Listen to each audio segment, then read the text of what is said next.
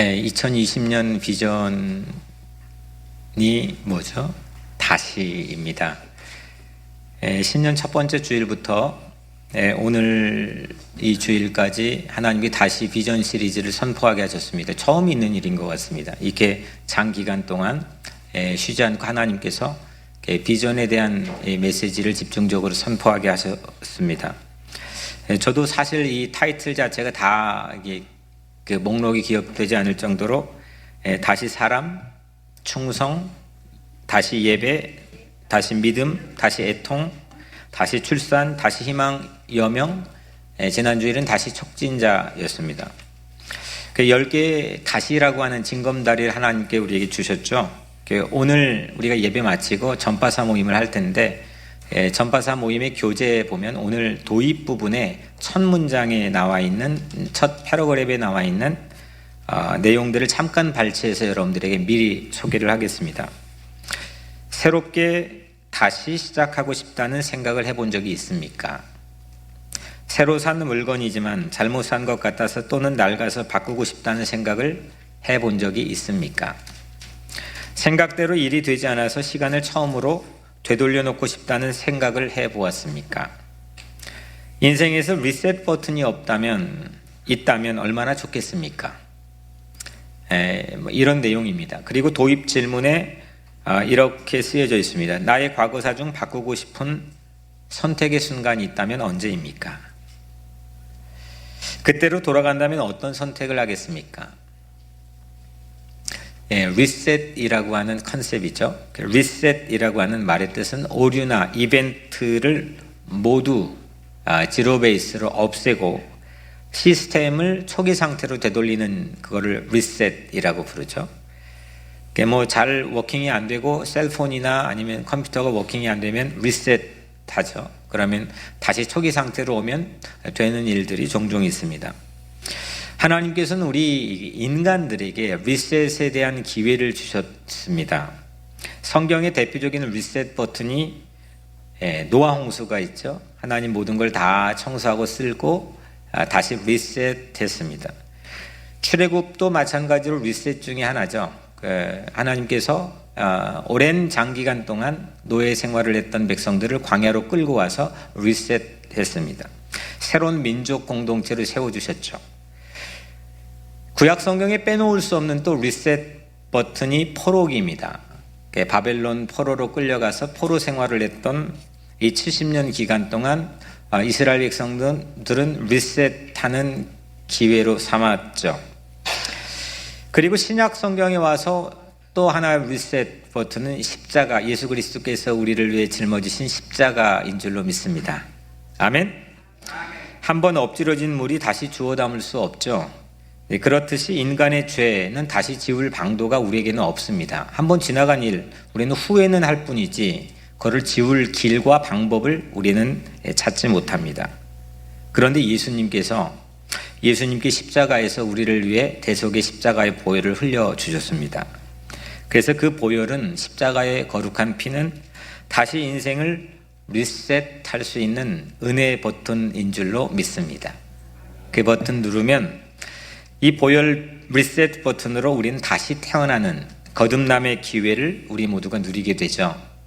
성경에서 예수 믿으면서 우리에게 리셋 버튼이 있다고 한다는 게 얼마나 우리에게는 큰 은혜입니까? 절망이 아무리 깊어도 세상이 아무리 우중충하고 아무리 어두울지라도 사람들이 다 이거는 안 되는 것, 길이 없다고 말할지라도 하나님께서는 우리에게 리셋이라고 하는 희망을 주신 줄로 믿습니다. 실제로 리셋에서 초기화돼 가지고 이 워킹되는 그걸 체험하는 것도 중요하지만 우리 믿음이라고 하는 것은 아직 갈 바를 알지 못하는데 그 직전에 가지게 되는 감각입니다. 그건 뭐냐면 아직 안 이루어졌습니다. 리셋에서 초기화돼서 워킹이 안 됐습니다. 하지만 하나님은 우리에게는 언제나 어디서나 리셋 기회를 주신다는 믿음으로 희망을 갖는 겁니다. 이게 갈 바를 알지 못하는 직전 상태에 갖게 되는 신앙인의 삶의 태도와 자세, 이게 우리에게는 하나님이 주신 정말 리셋 버튼을 갖게 된 큰 은총, 은혜의 선물인 줄로 믿습니다. 여러분들의 삶에서 항상 이 리셋 버튼이 있다고 하는 희망을 꼭 기억하고 간직하기를 주의 이름으로 축복합니다. 요즘 사순절 맞이해서 기독교의 가장 큰 명절인 부활주의를 향해 가고 있습니다. 이 사순절 맞이해서 여명이라는 타이틀로 특별 새벽 기도회를 온 교우들이 하고 있습니다. 참여하지 못하더라도 이 느헤미야를 통해서 함께 유튜브 영상의 녹화에 나누는 이 은혜를 함께 나누고 있습니다. 느헤미야를 이렇게 저도 이번에 보게 되니까 하나님께 주시는 은혜가 깊습니다. 처음 배우고 처음 보는 것들이 저에게도 참 많이 있습니다. 느헤미야를 보니까 이 다시라고 하는 컨셉에 대한 전문가 서적과 같았습니다. 왜냐하면 무너진 성벽을 140년 동안이나 방치된 성벽, 누가 하나 손 하나 까딱하지 않았던 성벽을 다시 리빌드하기 때문입니다. 어제 새벽까지는 느헤미야 1장부터 시작해서 6장까지 왔습니다. 그러니까 예루살렘의 성벽이 6장에서 완공이 되는데 이 성벽이 드디어 완공이 되기 직전까지 어제 우리의 특세 말씀을 함께 나누었습니다. 느헤미야서의 발단이 이거죠. 저 멀리 수산궁에 살았던 느헤미야가 한 조국의 형편 소식을 듣게 되죠. 예루살렘의 성벽이 무너진 채로 방치되어 있다는 소식을 듣게 됩니다. 불타고 폐허가 된 채로 방치되어 있었습니다. 이걸 듣는 거에서 책이 시작이 되죠. 1장은 잠깐 서머리를 해보면 1장은 이 소식을 듣고 느헤미야가 뭘 합니까? 기도합니다. 그리고 2장은 느헤미야가 예루살렘에 도착하죠. 왕의 허락을 받고 예루살렘에 도착합니다. 3장은 드디어 성벽 공사를 개시합니다. 시작하죠. 그래서 1장은 기도하고 2장은 도착하고 3장은 공사를 시작합니다. 이 패턴이 우리 인생에서도 드러나고 나타날 때가 있습니다. 일이 잘 될 때죠. 하나님 믿으니까 이렇게 일이 잘 되는구나. 순적하게 착착 질서 있게 뭐가 이루어지는구나. 이런 순간들이 다 있죠. 어느 순간은 좀 괜찮을 때가 있습니다. 영적으로 상승하고 희망이 내 마음속에 기대감으로 부풀어 오를 때가 있죠. 그런데 문제는 느헤미야가 거기서 끝나지 않는다는 겁니다. 아주 숨김없이 고스란히 창피할 법도 한데도 불구하고 이게 위축되고 도전받는 이 문제의 이슈들을 그대로 우리에게 노출하는데 그게 4장, 5장, 6장입니다. 성벽 공사가 암초를 만나죠. 먼저 4장은 외부적인 공격을 받습니다. 직접적 공격을 받는데 산발랏 도비아 게셈이라고 하는 이 방해꾼 삼총사가 힘을 합해가지고 성벽 공사가 중지되는 것을 원해서 방해합니다. 먼저 처음에 4장에서는 말로 조롱합니다. 야, 성벽에 너희들이 이 짓는 성벽이 끝까지도 안 갈 테지만 완공도 안 될 테지만 이거 여우가 올라가도 무너지겠다. 이런 여러 가지 6개의 수사학적 질문을 사용하면서 조롱합니다. 말로 무너뜨리려고 하죠. 두 번째로 이 4장에서 직접 무기로 타격을 할 준비를 합니다. 이런 모양새로 4장에서는 외부적인 공격을 위협을 받게 됩니다. 5장은 내부적인 도전을 받습니다. 어떤 문제냐? 빈부격차로 인해서 경제적 불평등이 초래됩니다. 그리고 사람들이 원망을 하기 시작합니다. 이러면 공사가 진척되기가 쉽지 않죠. 내부적으로 큰 어려움에 봉착했습니다. 마지막 6장은 이제 성전이 완공되는 게 6장 안에 있는데 그 직전에 이 외부의 최후 마지막 발악하는 겁니다. 공격을 하는 거죠. 그 방법이 뭐냐? 암살을 시도하는 겁니다. 느헤미야 한 사람을 제거하면 이거는 그냥 와르르 무너지겠지라고 생각하고 산발랏 도비아 게셈이 암살을 시도합니다. 이렇게 4장, 5장, 6장은 뜻밖의 잘 순적하게 진행되던 성벽 공사가 암초를 만났습니다. 외부 공격, 내부 도전, 그리고 마지막 최후의 발악. 이런 게 로테이션, 이게 악순환인데 우리에게 삶에 여전히 도전합니다. 이거 피하면 좋겠지만, 이거 없으면 좋겠지만, 시험에 들지 않게 해달라고 기도하지만 이 자리에 있는 이 말씀을 듣는 모든 사람들 한 사람도 예외 없이 우리도 이런 도전을 받습니다. 어떤 사람은 외부적 도전만 받는 경우도 있고 어떤 때는 내부적인 도전만 받을 때도 있습니다. 또 심각할 때는 외부 내부 가릴 거 없이 두 가지가 몽땅 우리에게 도전해 올 때도 있습니다. 그런데 느헤미야에게 참 고마운 거는 이번에 쭉 느헤미야를 묵상하고 또 설교를 준비하며 하나님이 깨닫게 하신 거는 새로운 신조어를 발견하게 했습니다. 느헤미야스러움, 느헤미야다움. 느헤미야스러움이 뭘까? 그는 결코 중지하는 법이 없습니다. 포기하는 법이 없습니다. 그냥 직진합니다. 물론 어려움에 새로운 전략이나 방향들을 바꾸고 때마다 어떻게 늘 기도하는 사람으로 보여지는데 그는 중지하지 않습니다. 오뚜기처럼 다시 일어납니다. 그리고 어려울 때마다 그는 기도하는 모습을 우리에게 보여줍니다. 그리고 이게 다 이룰 때까지 리셋 버튼을 늘 우리에게 보여줍니다. 오늘 우리 각자의 삶 안에서도 이 느헤미야서가 1장부터 6장까지 우리가 함께 잠깐 서머리했는데 1장 3장까지 기도하고 도착하고 공사 시작하고 잘 될 때도 순적하게 될 때도 우리 삶이 있지만 4장의 외부, 5장의 내부, 6장의 최후의 발악하는 공격이 우리에게 혹 올지라도 그걸로 우리가 패닉 상태에 혹 있을지라도 불안과 공포가 우리 삶에 있을 때에도 오늘 하나님께서는 반드시 여러분들의 손에 리셋 버튼, 그리스도의 십자가의 군사로 리셋 버튼을 여러분들에게 주셨다는 이 사실을 강하게 확실하게 믿으시기를 축복합니다. 오늘은 공교롭게 우리 교회 이름이 들어가 있는 설교 타이틀입니다. 다시 우리. 한번 따라해 볼까요? 다시 우리. 네, 우리 교회 이름이죠. 본문에 우리라는 단어를 이렇게 쭉 보니까 그물코처럼 얽혀 있습니다. 이 본문이 15절부터 4장 15절부터 23절인데 우리가 군데군데 쭉 그물코처럼 얽혀 있습니다. 이 토막을 고기 잡기 위해 던지면 그물코가 이렇게 열려 있거나 손질이 안 돼 있으면 고기가 빠져나가고 잡히지 않겠죠. 제가 오늘 이 우리를 빼고 한번 이 본문을 2번 정도 읽어봤습니다. 근데 우리를 빼고 읽으니까 이 본문이 마치 바람 빠진 풍선, 쭈글쭈글해진 풍선처럼 모든 맛을 상실했습니다. 맛이 나지 않았습니다. 우리가 총 11번 이 본문 안에서 언급이 되는데 느헤미야를 다시 한번 1장부터 10장까지 쭉 읽어보았지만 유독 오늘 이 본문에서 우리라는 단어가 아주 다발적으로 발견이 됩니다. 그만큼 이 우리라는 이 단어, 이 컨셉, 이 단어가 두드러지고 있는 본문이죠. 본문은 오늘 우리에게 주어져 있는 본문은 우리라는 브랜드 컨셉, 이게 꼭 필요한 때이고 이 우리라는 파워, 우리가 가지고 있는 잠재적 파워, 이것이 발휘되는 그런 순간을 우리에게 보여줍니다. 본문을 보니까 전략도 우리, 공사도 우리, 심지어 하나님도 우리 하나님, 비전도 우리, 목표도 우리, 대적조차도 우리, 모든 게 우리로 얽혀져 있습니다.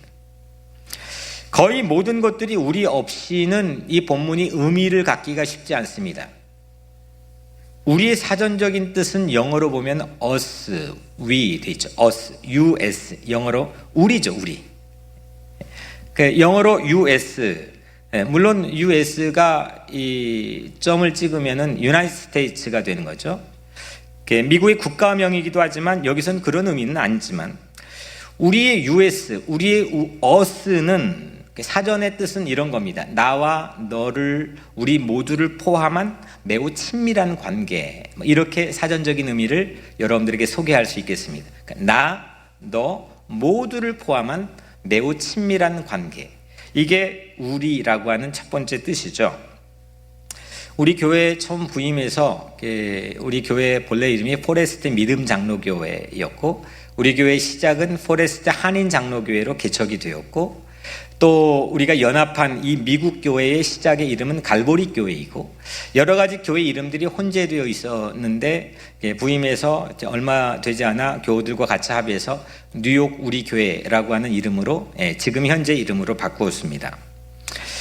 그때 바꿀 때 하나님께서 주셨던 이 성구, 이 말씀이 담겨있는 성구는 뭐냐면 로마서 12장 15절 말씀, 즐거워하는 자들과 함께 즐거워하고 우는 자들과 함께 울라. 아멘? 아멘?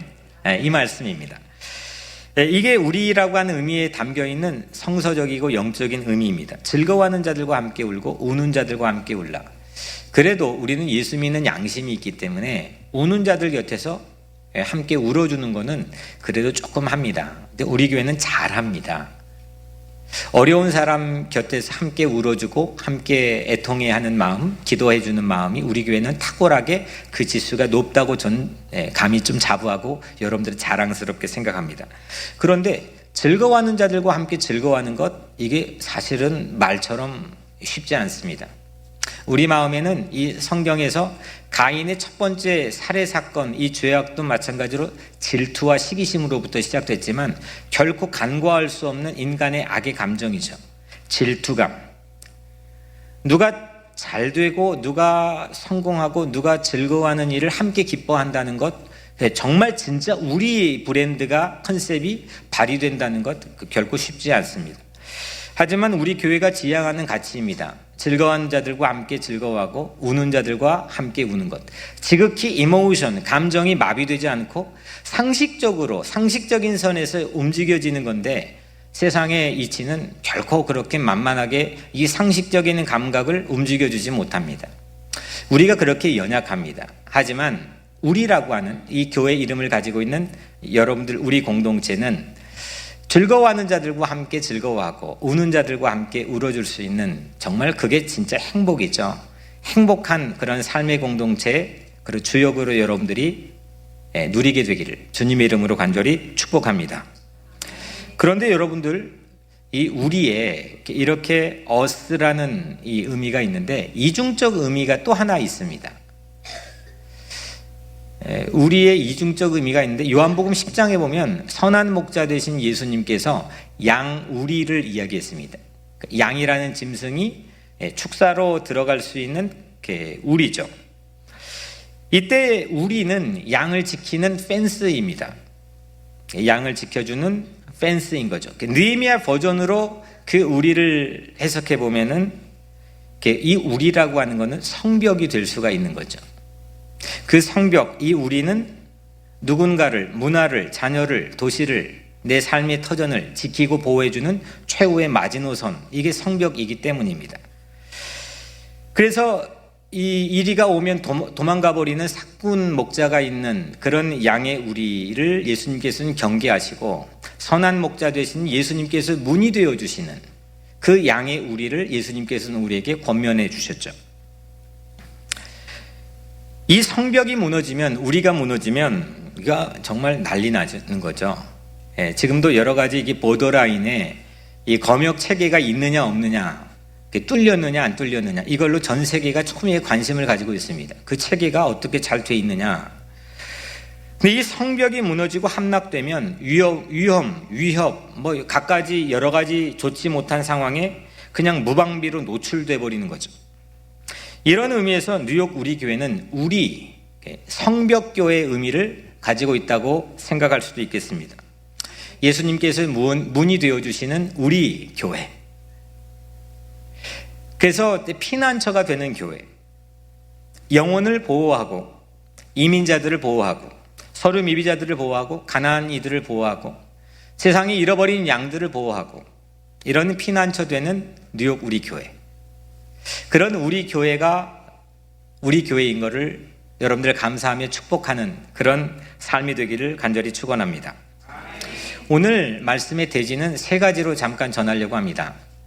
먼저 첫 번째로, 첫 번째, 두 번째, 세 번째 다 성벽의 기능에 대해서 말씀을 드리려고 하는데, 왜 성벽인가? 성벽은 무엇인가? 이거에 대해서 우리가 함께 나누려고 합니다. 첫 번째, 성벽은 자칫 사분오열될 수 있는 무리들을 우리로 세워주는 겁니다. 그러니까 성벽은 우리를 세워주는 역할을 합니다. 우리를 만들어주는 역할을 합니다. 오늘 15절 첫 절에 보면 우리의 대적이 우리가 그들의 의도를 눈치챘다 함을 들으니라.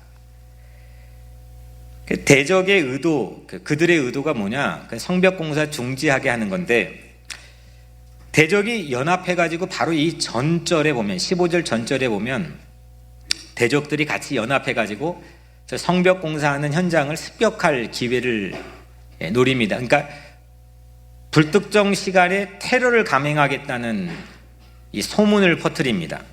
이때 느헤미야와 공사에 참여한 백성들이 보여준 모습들이 있습니다.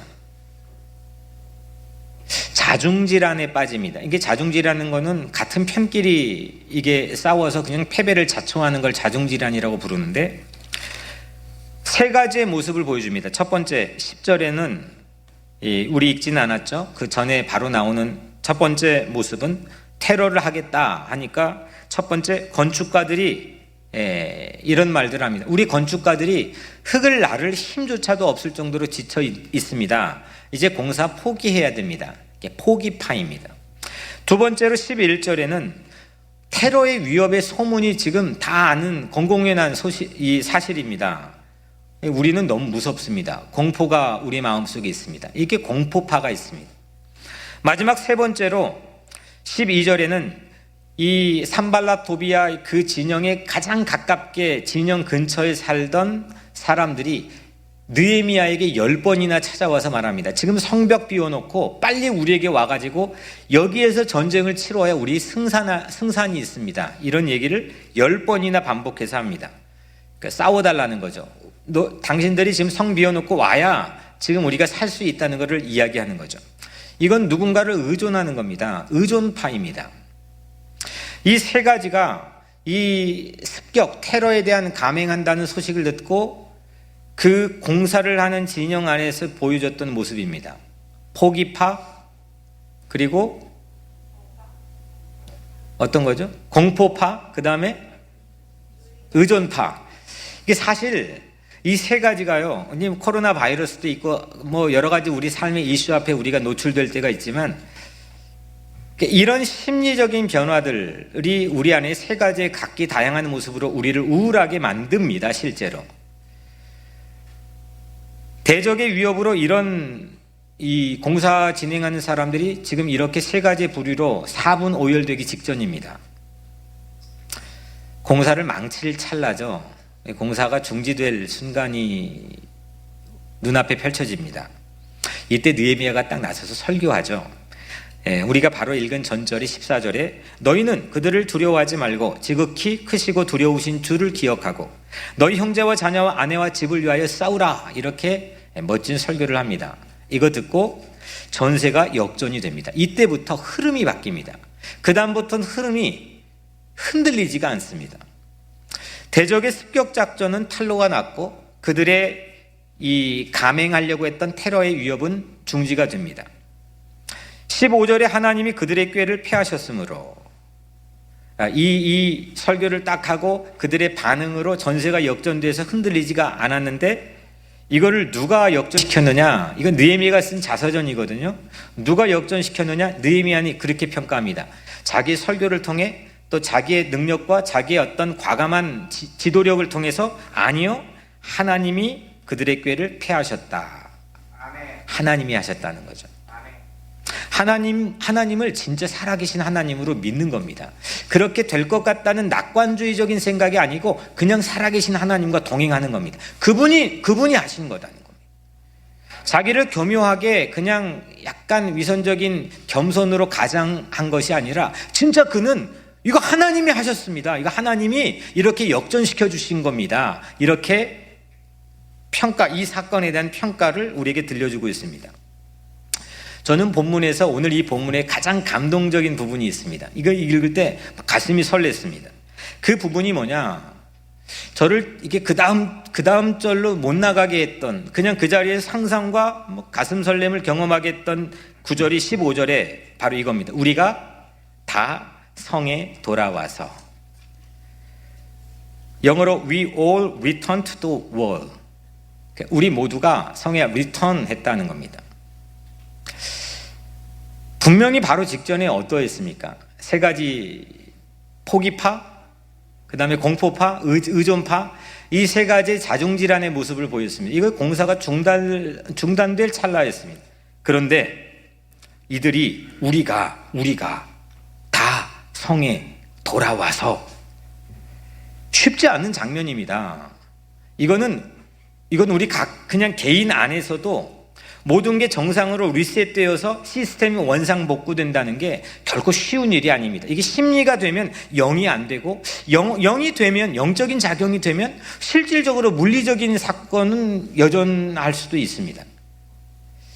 이게 한 개인의 삶에 총체적으로 우리가 다 그 하던 일, 모든 원래 상태로 복구되어 돌아온다는 것 결코 쉬운 일이 아닙니다.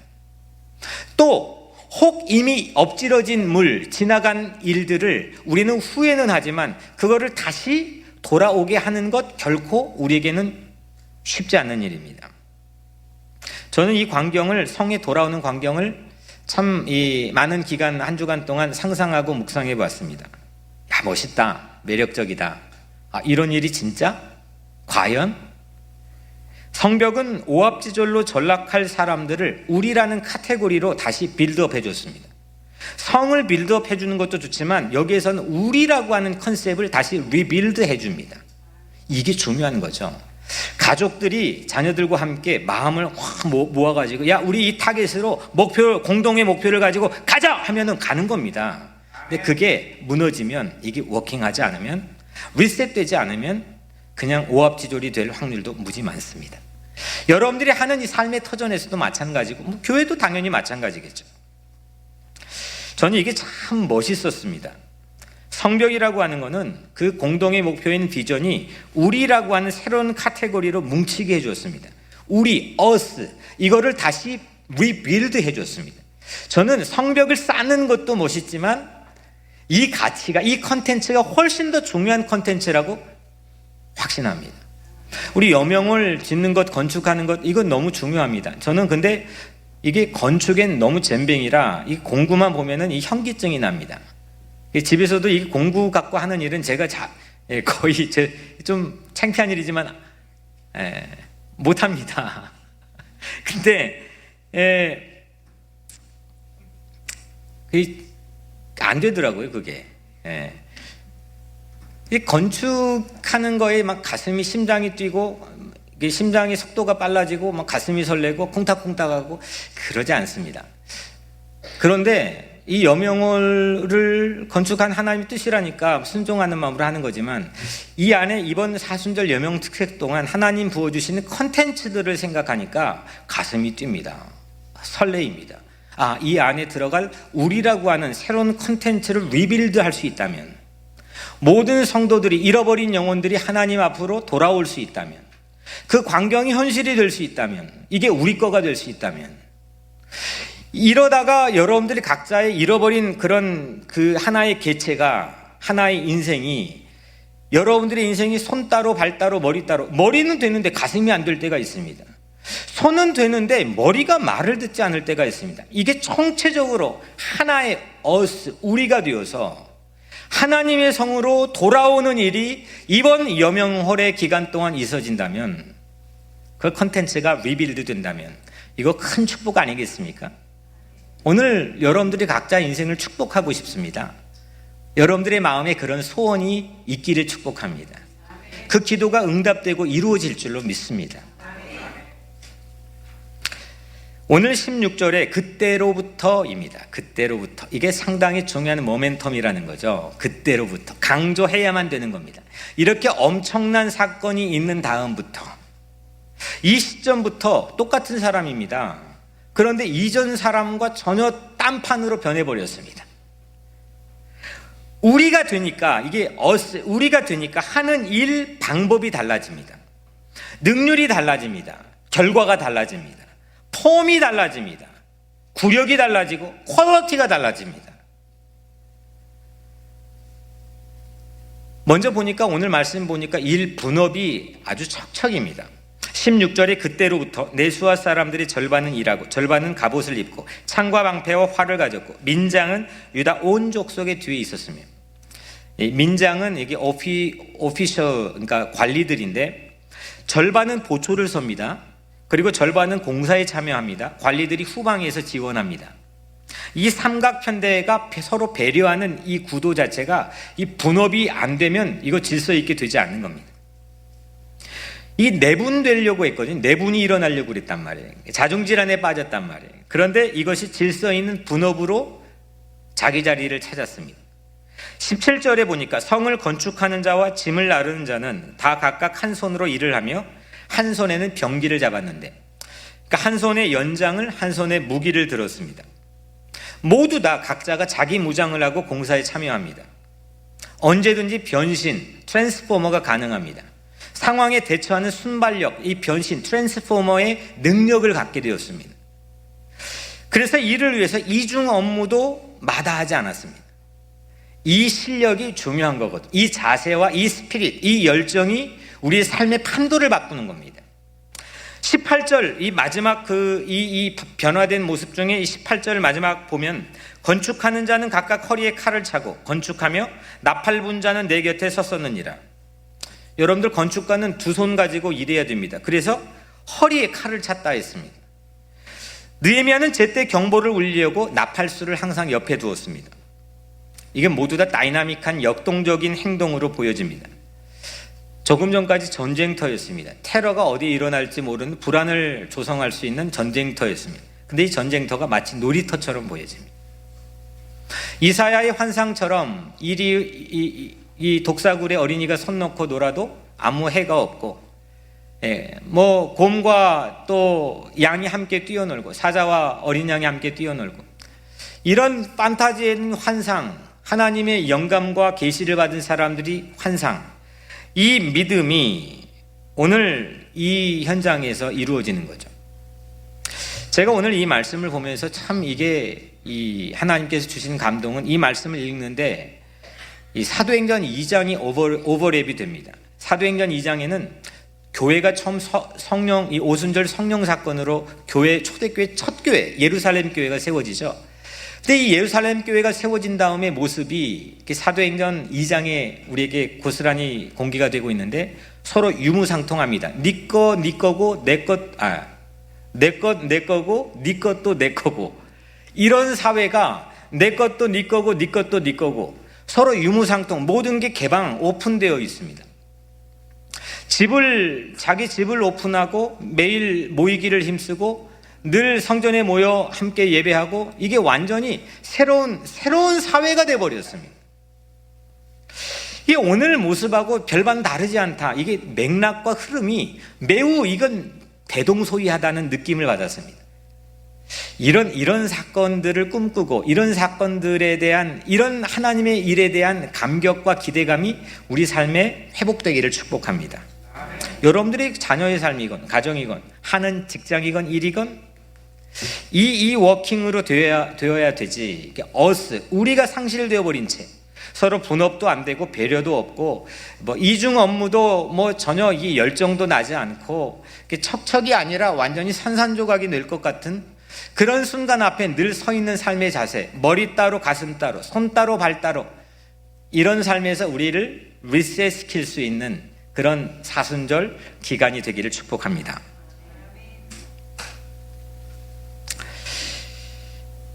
(1인 2역을) 하죠. 그런데 그래도 성벽 공사가 중지되지 않고 진행됩니다. 대단한 저력이 느껴집니다. 개인 하나의 인디비주얼, 개인이 우리가 돼버린 저력입니다. 성벽이라는 공동 목표가 그들을 우리라고 하는 능력자로 세워줬습니다. 새로운 우리라고 하는 리빌드 컨텐츠가 생겨난 거죠. 이게 성벽 공사하다가 만들어진 컨텐츠입니다. 우리 교회도 성벽이라는 하나님 나라의 공동 목표를 통해서 참된 우리로 세워지기를 축복합니다. 함께 웃고 함께 우는 우리로 세워지면 어려움도 고난도 우리는 행복함으로 지나갈 수가 있습니다. 양의 우리로 양이 들어오는 장면을 저는 본 적이 있습니다. 영국에서 공부할 때였어요. 근데 그 광경을 지금도 너무 생생하게 잊을 수가 없습니다. 수백 마리, 1000마리가 넘을지도 끝이 보이지 않았으니까, 장관입니다. 수백 마리의 양들이 흩어져 있다가 목동이 휘파람 소리를 부니까 우리의 전부 다 질서 있게 들어갑니다. 저는 뉴욕 우리 교회가, 우리의 삶의 자리가 예수 그리스도의 음성을 듣고 그리스도의 이 말씀의 휘파람 소리를 듣고 우리가 우리로 세워지고 우리의 컨텐츠, 브랜드 가치를 회복하고 또 그 우리 성벽에 들어가 세워질 수 있도록 여러분들의 삶이 은혜 가운데 있기를 간절히 축원합니다. 두 번째로, 성벽의 기능을 말하고 있습니다. 첫 번째는 우리라고 하는 컨텐츠, 우리라고 하는 새로운 이 브랜드, 내용물 자체가 리빌드 됐다는 거죠. 그게 성벽이 했다는 겁니다. 두 번째로 성벽은 우리인데 그냥 우리가 아닙니다. 성별된 우리를 세워줍니다. 이번에 이 말씀 묵상하며 처음 알게 된, 저도 배우게 된 사실인데, 느헤미야가 왜 성벽을 지었을까? 이게 이제 저에게 질문이었습니다. 물론 형편 소식 들었으니까 야, 그 가슴이 참 이게 공감 능력이 뛰어나나 보다, 그렇게 해석할 수 있었지만 제 마음에 양이 차지 않았습니다. 왜 그는 성벽을 지으려고 했을까? 왜 거기까지 갔을까? 어떤 방해와 어려움이 있어도 그거 중재하지 않는 패기는 어디에서 나온 걸까? 대체 성벽이 뭐길래? 이게 제 질문입니다. 성벽이 뭐길래 한쪽은 사생결단하고 방해하고 한쪽은 총력 다해서 세우려고 했을까? 이게 뭐길래? 성벽 재건하는 모티브, 그들의 모티브는 뭐길래 장차 그 성벽 안에 어떤 컨텐츠를 채우려고 하는 희망이 있길래 그들은 성벽을 세우려고 했을까? 이게 저의 메인 퀘스천입니다. 방해, 열악한 환경, 분노, 이런 감정의 찌꺼기도 마다 않고 성벽 재건에 그들이 열정적이었던 이유가 뭘까? 뭐 그렇게 용을 썼을까?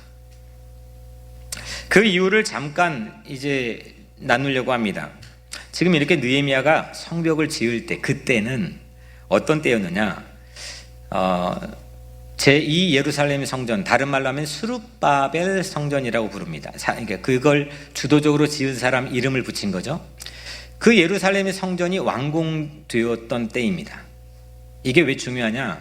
예루살렘 성전은 역사적으로 3번 있어 왔습니다. 첫 번째, 가장 제1 예루살렘 성전은 솔로몬 성전이고, 제2 예루살렘의 성전은 스룹바벨 성전이고, 제3 예루살렘 성전은 예수님 오시기 BC 20년부터 당시 헤롯 대왕, 신탁 통치했던 총독이었던 헤롯 대왕이 세웠던 걸 제3 예루살렘 성전이라고 합니다. 근데 지금은 제2 예루살렘이 성전의 시기인데 이거 사실 무너졌었습니다. 140년 전에 성벽, 성전 전부 다 무너졌었습니다. 그런데 70년 동안 바벨론 포로 생활을 하고 1차 포로 귀환자들이 본국으로 돌아왔습니다. 포로 귀환자들도 3차례에 걸쳐서 돌아오는데 본국으로 1차 포로 귀환 무리들이 바로 이 예루살렘의 성전을 지었습니다. 2차 포로 귀환은 에스라라는 사람을 필두로 돌아왔습니다. 3차 포로 귀환이 오늘 느헤미야의 배경인데 느헤미야와 사람들이 함께 본국으로 돌아오는 겁니다. 근데 우리는 3차에서 지금 시점을 보는 건데 예루살렘 성전이 다 무너졌다가 지금 세워져 있습니다. 그런데 이 예루살렘 성전이 언제 세워졌느냐? 대략 70년 전 BC 516년에 세워졌습니다. 이것도 세우는데 정말 16년이 걸렸습니다. 만만치 않았습니다. 멈췄다 하고 멈췄다 했습니다. 근데 여하튼 세워졌습니다. 그런데 여러분들, 성전은 지어졌는데, 예루살렘의 성전은 지어졌는데 그 말씀인, 하나님의 말씀인 토라를 그 안에서 읽고 리딩하고 쉐어링하고 실천해야 되는데 그게 전혀 워킹하지 않았습니다. 성전에서 예배를 안정적으로 드려야 되는데 그게 전혀 이루어지지 않고 있었습니다. 아니, 성전은 지었는데 하드웨어는 만들었는데 소프트웨어가 전혀 작동하지 않는 거죠. 왜냐? 이번에 제가 처음 깨닫게 된 건데, 배우게 된 건데, 이때 성벽이 무너져 있었기 때문입니다. 성벽이 없으니까 안전하지 못했습니다. 성벽이 무너져 있으니까 사마리아 총독으로 있던 산발랏, 동쪽으로 암몬 총독으로 있던 도비아, 이게 호시탐탐 공격하고 그 밖에도 모든 위험에 노출되어 있었습니다. 그들은 토라를 읽지 못했습니다. 성전은 있었는데 예배드리기 어려웠습니다.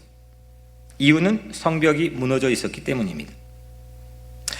예루살렘의 성전만 지어놓았지 내부의 일상은 달라지지 않았습니다.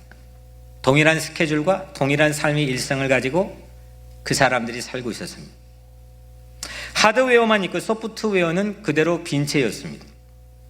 그래서 결과적으로 이 유대인들, 이스라엘 사람들은 이방인과 구별이 되지 않았습니다. 그냥 그게 하나님을 믿는 사람인지 아닌지 거기서 거기 뭘 가지고 구분해야 될지, 그리고 특별히 그들 자신의 마음속에 있는 특별한 어떤 거룩한 신성한 자존감도 실추되어 있었습니다. 그들이 예루살렘 성전이 공급할 수 있는 특별한 신앙적인 아이덴티티, 이 성별의 거룩한 성별의 아이덴티티, 이게 모호했습니다. 구별이 사라졌습니다. 성벽 없던 성전은 무용지물이었습니다. 성벽 없는 성전은 제대로 구실하는 게 마비되어 있었습니다. 외부의 공격에 쉽게 노출되었고 콘텐츠를 채워나갈 수 있는 삶의 여유가 없었습니다. 그들의 자긍심은 땅에 떨어졌습니다. 모두 다 성별된 우리라고 하는 공동체를 지켜줄 수 있는 성벽이 없었기 때문입니다. 적대자들도 이 성별의 힘을 알았습니다. 이 성벽이 복원되면, 성전의 기능이 진짜 이게 워킹하고 회복이 되면 이스라엘이 어떻게 막강해지는지를 주변에 있는 모든 적대자들도 알고 있었습니다. 그래서 이전에, 사실은 오늘 이 느헤미야 전에 성벽 공사가 한 차례 있었습니다. 그러다가 좌초된 경험이 있습니다. 에스라 4장 13절에 만일 이 성읍을 건축하고 그 성곽을 완공하면 저 무리가 다신 조공과 관세와 통행세를 바치지 아니하리니 결국 왕들에게 손해가 되리이다.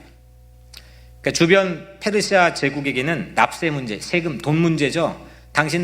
저들이 성벽을 지면 당신들 손해볼 거요, 돈 문제 손해볼 거요, 이렇게 말했지만 실질적으로 주변 적대자들에게는 성벽은 성별의 재건이었고, 그 성별이 재건되어 성전이 워킹하기 시작하면 그들은 막강한 힘을 갖게 될 거라는 두려움이 있었습니다. 그러므로 한쪽은 그냥 사생결단하고 저지했고, 한쪽은 총궐기하는 마음으로 세웠습니다. 성스러운 구별, 성별, 이게 이루어지면 어떤 사람과 집단을 막론하고 만만하지 않습니다. 이스라엘 사람들이 좋기도 하고 싫은 구석도 있지만, 이 유대인들이 2000년 동안 땅도 없고 국토도 없고 아무것도 없이 그냥 어중이떠중이로 살던 민족이 갑자기 부상했습니다. 그들이 왜 그랬느냐? 그 성별, 디스팅귀시, 하나님이 구별된 백성이라는 이 의식 자체가 유지되었기 때문입니다. 구별된 자존감, 성별이 추락하면 우리가 되지 못합니다. 우리는 아이덴티티가 관건입니다. 나의 정체성이 뭐냐? 너는 하나님의 진짜 자녀냐? 넌 정말 하나님을 믿는 사람이냐? 넌 크리스찬이냐? 넌 기독교인이냐? 뭘로 프루브할 수 있느냐? 뭘로? 정체성이 성스럽게 구별하면 하는 일 앞에서조차도 담대하고 당당해집니다. 폼이 달라집니다. 여러분들, 성벽은 성별이라고 하는 컨텐츠를 위해 세우는 겁니다. 첫 번째는 우리라는 컨텐츠를 세우기 위해서 성벽이 기능을 했다고 했습니다. 두 번째는 성별, 구별, 성스러운 구별, 이거를 세우기 위해서, 이게 워킹되게 하기 위해 성벽을 하나님께 세우게 한 겁니다. 여명홀도 그냥 건축하는 게 아닙니다. 성별을 세우는 하나님의 컨텐츠를 세우는 작업인 줄로 믿습니다. 건축을 위한 건축이 아니라 소프트웨어를 장착하기 위해 건축하는 거죠. 우리는 앞뒤가 바뀌어버리는 경우가 많습니다. 본질이 있는데 왜 내가 돈 벌지? 이게 비슷한 질문입니다. 이 성벽 왜 쌓지? 내가 왜 돈 벌지? 내가 왜 공부하지? 내가 왜 예수 믿지? 이런 본질적인 질문이 우리 삶에서는 열매의 응답을 받아야 됩니다. 무엇 때문이냐는 거죠. 앞뒤가 뒤바뀌어 버리면 엉뚱한 헛다리 잡고 있을 때가 많이 있을 수 있다는 겁니다. 왜? 성별을 세우기 위해서, 우리라고 하는 컨텐츠를 세우기 위해서, 하나님의 가족으로 세우기 위해서. 여명홀은 그렇게 성별을 익히고 배울 수 있는 배움터가 되기를 축복합니다. 마지막 세 번째입니다. 성별의 기능. 성별은 나팔소리로 우리를 모이게 합니다. 영어 성경엔 트럼펫이라고 나와 있는데, 저는 우리 교회 이름을 지을 때부터 사실은 이게 기도하면서 가지고 있던 이 딜레마가, 이 우리라는 말에 함정이 있습니다. 우리 좋죠. 따뜻하고 정겹고 고향 같고, 특히 우리 이민자 같은 우리들에겐 참 좋은 말이죠. 근데 함정이 있습니다. 뭐냐? 폐쇄성입니다. 우리 폐쇄성입니다.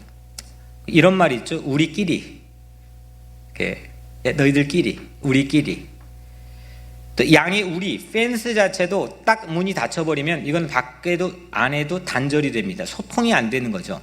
폐쇄성입니다. 이게 신앙의 종교가 자칫 이런 폐쇄성을 가질 수가 있습니다. 성벽도 보호 기능을 하죠. 그 안에 들어오면 안전합니다. 그런데 성벽이 자칫 폐쇄적일 수가 있습니다. 지금 유대인들이 그렇습니다. 실제로 저만 생각일지는 모르겠지만 유대인들이 돈 버는 방법들을 보면 상당히 폐쇄적입니다. 그들이 신앙을 고백하는 모습을 보면, 그들의 회당이 모여지는 모습을 보면 상당히 부인할 수 없게끔 폐쇄적입니다. 배타적입니다. 그들이 팔레스타인의 잃어버린 땅에 거주했던 사람들과 관계 맺는 것을 보면 상당히 폐쇄적입니다.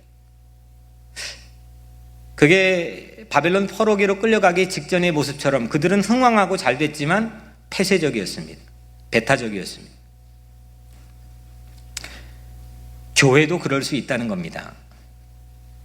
외람되지만 교회가 그럴 수가 있을까? 그럴 수 있다는 거죠. 교회도 얼마든지 폐쇄적일 수 있다는 겁니다. 세상을 향해서 오픈되어 있지 않고 이 오픈리스, 개방성을 잃어버린 채 교회가 존립할 수도 있다는 겁니다. 교회가 망하지 않을 수도 있다는 겁니다. 예수님이 세운 교회를 한번 봅시다. 예수님이 세운 교회는 어떻습니까? 개방적입니다. 상당히 개방적입니다. 사도행전 1장 8절, 예수님의 마지막 대사명이죠. 예루살렘과 온 유대와 사마리아와 땅끝까지 이르러 내 증인이 되리라. 거기 가는 곳마다 바울을 통해 교회가 세워지고 예수님의 사도들을 통해 교회가 세워지죠. 교회는 땅끝을 향해서 늘 오픈, 개방적이 열려 있어야 되는 거죠. 예수님은 문을 잠궈버리지 않습니다. 탕자가 집을 나갔는데 그거 문 열어놓고 아버지가 이게 언제 오나, 이게 내 속썩였지만 언제 오나 늘 매일같이 밖에 나가 기다립니다. 오픈해 되어 있습니다. 아버지 하나님의 마음은 늘 오픈되어 있습니다. 오늘 말씀으로 다시 돌아오면 19절에 보니까 성벽 공사 현장을 보여주고 있는데, 이 공사 현장이 건축 현장이 상당히 넓고 광범위하고 큽니다. 19절에 내가 귀족들과 민장들과 남은 백성에게 이르기를 이 공사는 크고 넓음으로 우리가 성에서 떨어져 거리가 먼즉. 건축 현장이 넓으니까 공사하는 사람들이 서로 멀리 떨어져 있다는 거죠. 그래서 나팔 소리, 트럼펫을 붑니다. 20절에 너희는 어디서든지 나팔 소리를 듣거든 그리로 모여서 우리에게로 나오라. 성벽 공사가 광범위해서 서로 상황 파악하지 못할 때가 있죠. 자칫 각자가 인디비주얼 각자 고립될 수도 있습니다. 각자가 위험에 노출될 수도 있습니다. 어떤 사람은 공구의 이 퀄리티가 상당히 높아 막 기가 막힌 효율을 높이고 있는데 그 사람이 고립될 수도 있습니다. 누구를 막론하고 그런 위험에 노출될 개연성이 있습니다. 그런데 그 성벽은 나팔 소리를 품고 있습니다. 나팔수가 있습니다. 고립과 폐쇄가 소통될 수 있는 여지를, 방법을, 길을 열어놓았습니다. 성벽은 항시 나팔 소리를 품고 있어야 됩니다. 성벽이라고 하는 단절을 극복하고 소통하기 위해서 나팔 소리를 울립니다. 나팔 소리가 울리면 블라인드 스폿, 안 보이는 곳에조차도 집결할 수 있는 그런 힘을 보여줍니다. 트럼펫 소리는, 이 성벽의 트럼펫 소리는 성벽의 단절을 극복하게 하는 영혼의 시그널입니다. 코로나19 바이러스가 전 세계에 공격을 하고 있습니다. 이 공격으로 사람도 우리나라 50번째 생명을 잃고 수천 명이 지금 어려움을 당하고 세계 방방곡곡에 지금 어려움을 당하는 사람들이 많습니다. 근데 이 여러 가지 어려움들이 있고 사람들의 마음속에 불안이 있는데, 저에게 가장 큰 건 뭐냐? relationship, 관계 파괴입니다. 만나지 않아야 됩니다. 마스크를 써야 됩니다. 상대를 의심하게 합니다. 때론 좀 극렬하게 혐오를 가진 사람들도 있습니다. 차별이 있는 사람도 있습니다.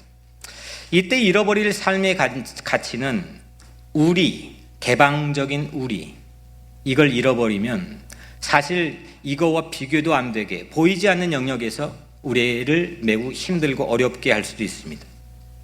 우리에게 과연 성벽의 나팔 소리가 뭐가 있습니까? 들리고 있습니까? 폐쇄적일 수도 있는, 상당히 개인주의에 매몰될 수도 있는, 그냥 내 거, 내가 하루, 또 내 스케줄, 내 것만 매몰될 수 있는, 내 교회, 이것만 매몰될 수 있는 우리에게 비상 알람 시스템이 울려주는 소리가 여러분들에게는 뭐가 있습니까? 예수님은 성전을 가리키면서 그 성전을 가리키며 말씀했죠. 마가복음 11장 17절에 이 집은 만민이 기도하는 집이라. 성전의 컨텐츠는 기도하는 소리입니다. 기도하는 소리입니다. 기도하는 소리가 들려야 교회는 땅끝을 향한 개방성을 유지할 수가 있습니다. 세상은 가만히 보면 정치, 경제, 문화, 사회 각계 분야에서 의로운 일을 하는데도 불구하고 어느 한편은 개방적인데 다른 사람에게는 폐쇄적일 수가 있습니다. 이게 이중적인 가치를 갖기가 쉽지 않습니다. 이 딜레마에 사람들이 저마다 선한 일을 동기부여를 갖고 있는 건데도 불구하고 그런 딜레마에 빠져 있는 것처럼 보입니다. 성벽의 나팔 소리처럼 이 교회는 기도 소리가 끊이지 않을 때 정말 예수님이 세상의 모든 것, 그리고 예수님이 사랑하여 품고자 했던 세상의 모든 것을 향해서 개방성을 유지할 수 있는 힘이 될 수 있습니다. 이웃과 세상을 위해서 교회는 끊임없이 기도하는 나팔 소리를 울려야 됩니다. 우리 교회는 하잔멈 나팔 소리가 있습니다. 하잔멈은 하던 일을 잠시 멈추고 한 사람을 위해 비상 사이렌을 울리는 기도 소리입니다. 제가 이거를 카톡으로 딱 누르면 거의 1시간 내에 모든 성도들에게 기도의 소리가 전달이 됩니다. 이 하잔멈 기도를 통해 한 사람이 희망을 얻는 걸 우리는 경험했습니다. 치유를 받는 것, 암이 녹아지는 것, 또 절망에 빠져있던 사람이 새로운 살 길을 찾는 것, 이런 우리가 경험했습니다. 20절에 너희는 어디서든지 나팔 소리를 듣거든 그리로 모여서 우리에게 나오라. 우리 하나님이 우리를 위하여 싸우시리라. 아멘. 기도하는 곳이 이 성의 컨텐츠인 예배터가 되는 거죠. 기도하는 자리가 예배터가 되는 거죠. 우리가 자녀의 형편을 다 알 수 있습니까? 그 자녀 형편을 어떻게 합니까? 커갈수록 자녀 마음도 모르겠고 자녀가 뭐 하는지도 모르겠고 자녀 형편을 알지 못합니다. 알 수가 없습니다. 알 길이 없습니다. 그때 부모는 기도의 나팔 소리를 울리시길 바랍니다. 우리가 사회의 형편을 다 알 수 없습니다. 사회학자들, 나와 전문가들의 소견을 이야기하는데 나중에 뭐가 맞는지 한번 대차대조표를 만들어 본다면 그건 뭐가 맞겠습니까? 그 추정과 그 가지고 있는 케이스에 대한 축적된 경험을 가지고 말하는 게 얼마나 어떤 확률로 맞을 수 있겠습니까? 모릅니다. 사회 형편을 누가 어떻게 합니까? 그때 우리는 기도의 나팔 소리로 세상을 울리시기를 바랍니다. 하나님께서 이 모든 걸 대신 싸워 주실 줄로 믿습니다. 성벽 나팔 소리가 우리를 모이게 하는 것처럼 기도하는 소리가 우리가 땅끝을 향해 모이도록 해줄 줄로 믿습니다. 사랑하는 여러분, 나팔 소리가 있는 한 그들의 대형은 흐트러지지 않았습니다. 오늘 21절 그 뒤에 보면 새벽부터 별뜰 밤까지 공사로 리셋됩니다. 22절에 밤에는 보초 낮에는 공사로 서로의 각자 자리에 리셋합니다. 매일같이. 23절 마지막 절에 모두가 옷 입은 채로 잠자리에 들고 심지어는 물길로 갈 때조차도 손에 창을 놓지 않았더라. 이 마지막 센텐스입니다. 막강한 우리로 리셋되었습니다. 두려울 것 없는 우리로 리셋되었습니다. 우리가 성벽을 세우는 것이 아니라 성벽이 우리를 세워줬습니다. 우리는 앞뒤 전도를 하나님의 뜻과 섭리를 잘 헤아려야 됩니다. 우리가 뭔가 사명을, 일을, 직업을, 가정을, 신앙을 하는 것 같지만 그게 우리를 지키도록 하는 게 하나님의 뜻인 줄로 믿습니다. 성별된 우리로 리셋됩시다. 기도하는 우리로 리셋됩시다. 이때 우리도 예배터, 놀이터, 배움터 이렇게 될 수 있는 여명을 리셋을 위해서 귀하게 쓰임받게 될 줄로 믿습니다. 기도하겠습니다. 은혜로우신 하나님 감사합니다. 오늘 우리에게 하나님의 은혜를 부어 주옵소서. 우리의 성벽이 되어주시는 하나님의 놀라운 은혜를 이 시간 우리가 누리게 하시고 그 성벽의 기능처럼 우리라는 새로운 컨텐츠를 우리가 세우고 리빌드하고 성배를 세우고 기도하는 소리를 세울 수 있도록 하나님 이 시간 우리를 축복하여 주옵소서. 예수 그리스도의 이름으로 간절히 기도드리옵나이다. 아멘.